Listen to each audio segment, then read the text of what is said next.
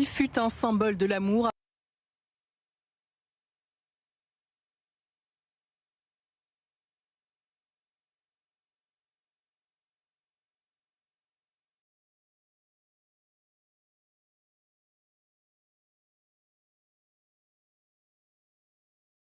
Il fut un symbole de l'amour avant de devenir l'un des symboles de saccage Paris. Le pont des Arts, long de 155 mètres et inauguré en 1984, s'apprête à faire peau neuve.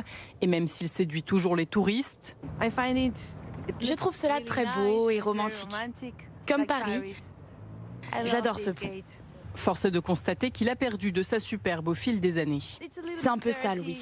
Je trouve qu'il s'est bien dégradé, encore que ça s'est amélioré puisque nombre de tags ont disparu.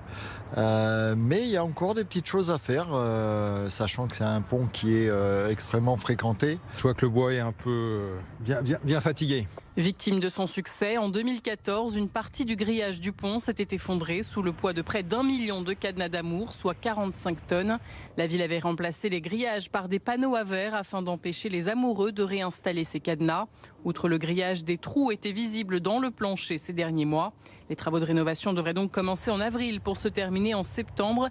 Un chantier qui a pris un trimestre de retard, en cause la pénurie de bois. La passerelle des Arts, j'aurais tendance à dire, elle appartient, c'est vraiment l'âme de Paris. Ce sont des travaux qui apparaissent comme compliqués. La situation que nous connaissons actuellement, ce sont des lattes excessivement dégradées qui ont donné lieu d'ailleurs à ou du rebouchage ou du plaquage de plaques, de petites plaques qui ont été clouées, mais dont certaines, n'étant plus fixes, constituaient même un danger potentiel pour les piétons. La première partie du bois termine actuellement sa période de séchage. Il doit être ensuite scié puis préparé en lame.